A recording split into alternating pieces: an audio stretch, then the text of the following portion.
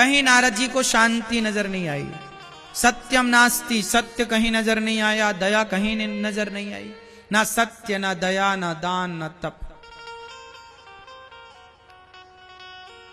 सत्यम नास्ति, सत्य नहीं रहा इस कलयुग में। नहीं रहा से तात्पर्य है कि है तो कुछ इतनी सी मात्रा बची है, इतना कम सत्य बचा है कि कहीं दिखता भी नहीं।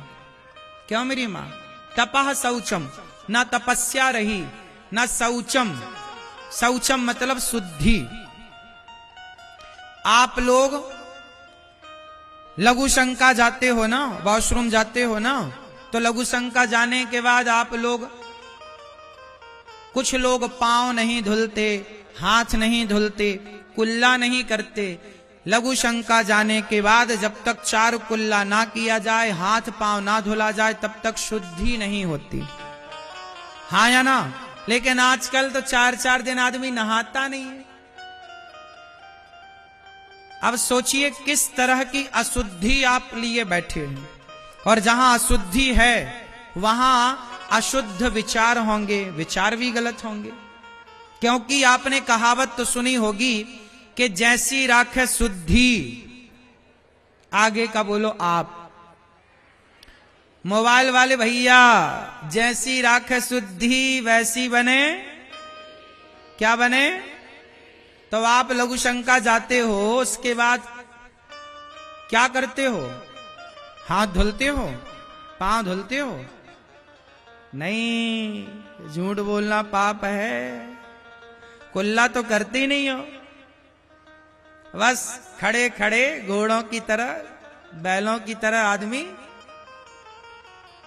लघु शंका करता है। बस ना पांव धुलने की फुर्सत, ना हाथ धुलने की फुर्सत, ना कुल्ला।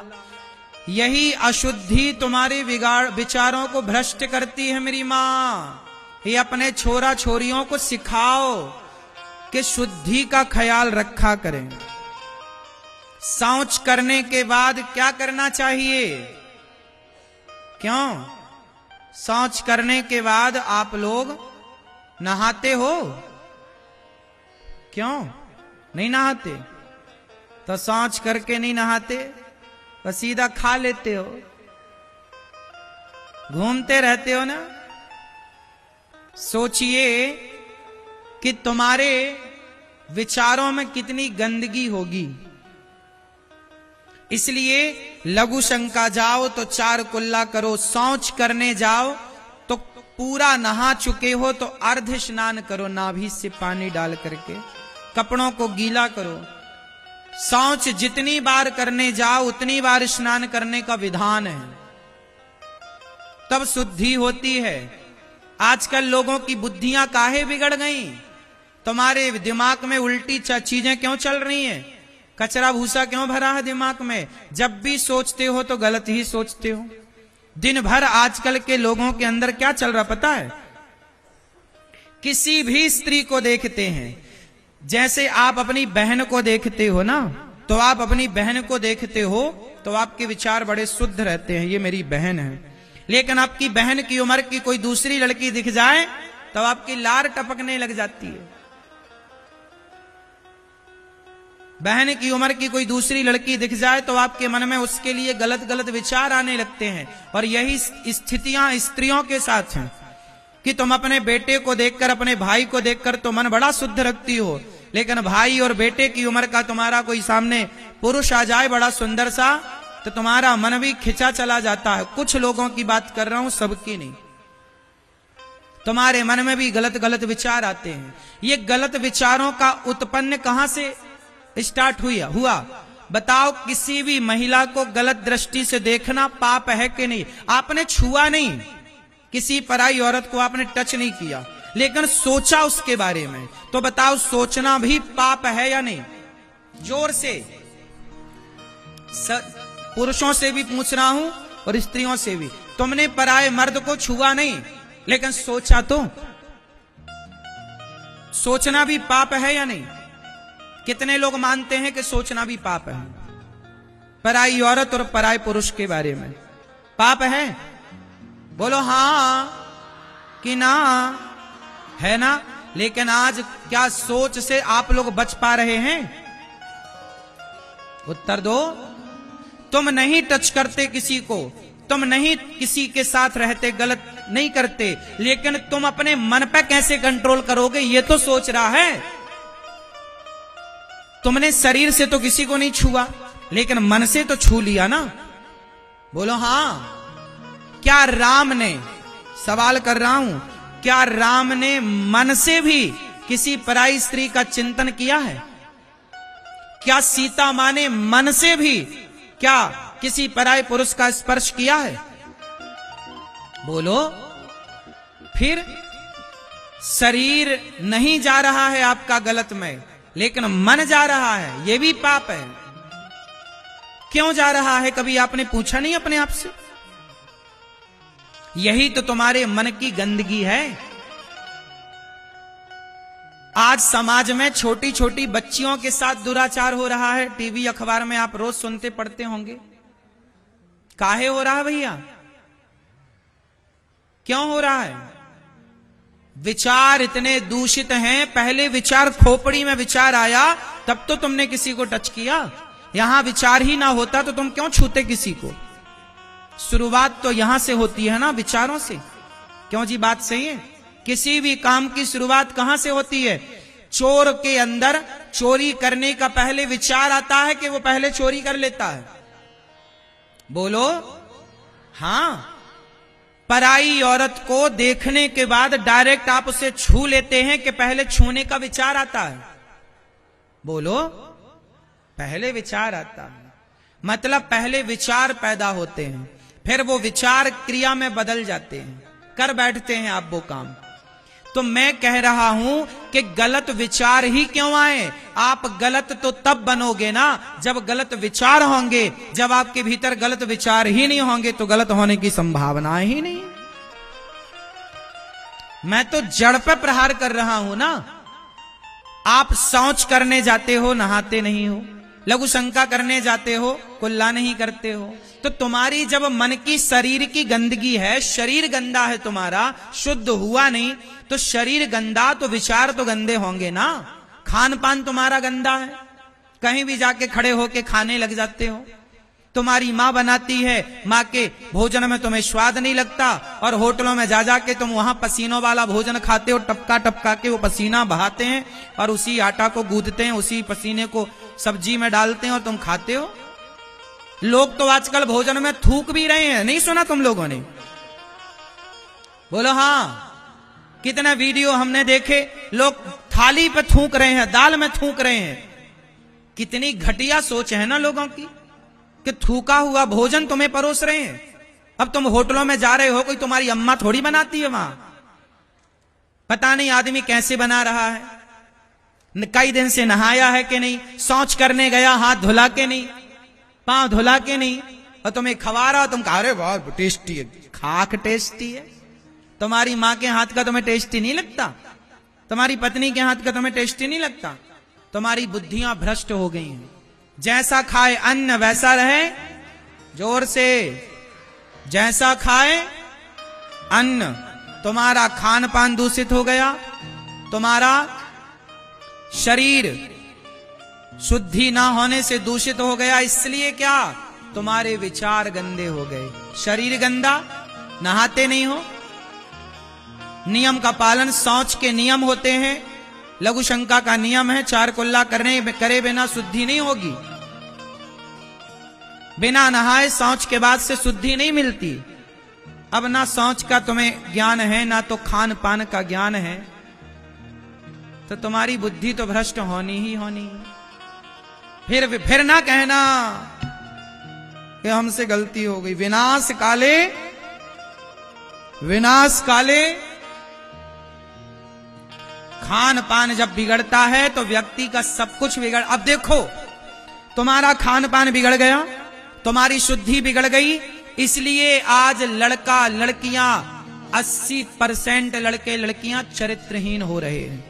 ये बात सही है कि गलत है? बोलो, क्यों हो गए 80%?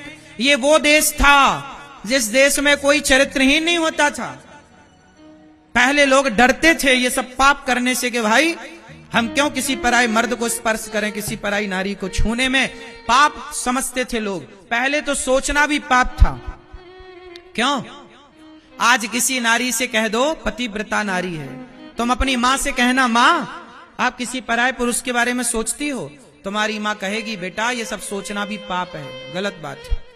सोचना भी, मां तुम्हारी मां सोच को भी पाप समझती थी। ये बात सही है मेरी मां? किसको पाप समझते थे? बोलो। पति मर जाता था तो उसकी विधवा जीवन काट लेती थी, लेकिन पराये मर्द के बारे में सोचती भी नहीं थी। क्यों जी? ऐसी नारियां भारत में हैं या नहीं? बोलो। पति मर गया, भरी जवानी में विधवा हो गई, लेकिन पूरी जवानी काट लिया, पराये आदमी के बारे में सोचा भी नहीं। ऐसी सोच थी पहली की, आज की तरह नहीं कि रह रहे हैं लिव इन में, आज इसके संग कल उसके संग कल उसके संग।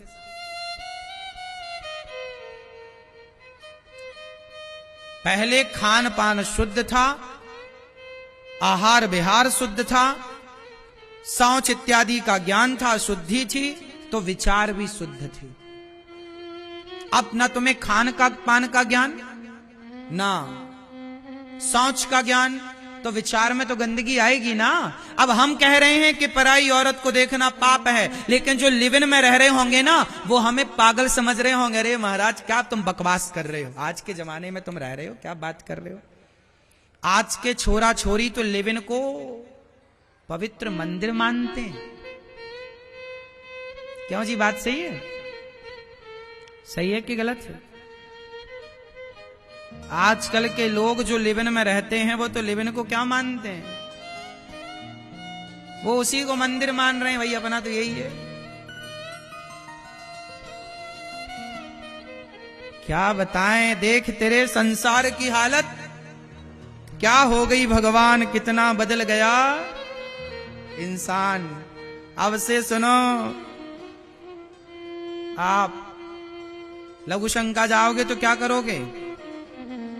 बोलो, सब बोलो। क्या करेंगे? चार कुल्ले और पांव हाथ धुलेंगे, ये शुद्धि है। शौच करने के बाद एक बार पूरा नहा चुके हैं तो अर्ध स्नान करेंगे। सर्दी है, पूरा नहीं नहा सकते तो नाभि से लेकर के नीचे पूरा पेट गीला कर लीजिए, पूरा नीचे का हिस्सा गीला करिए, और जो कपड़ा पहनकर शौच करने गए वो कपड़े धुलिए। वही कपड़े पहन करके फिर दूसरा काम ना करिए, वो अशुद्ध है। कपड़े भी अशुद्ध होते हैं, हाँ या ना? होते हैं कि नहीं? शुद्धि अशुद्धि का ख्याल पुराने लोग रखते थे कि नहीं? बोलो। तो काहे नहीं रखते आप लोग?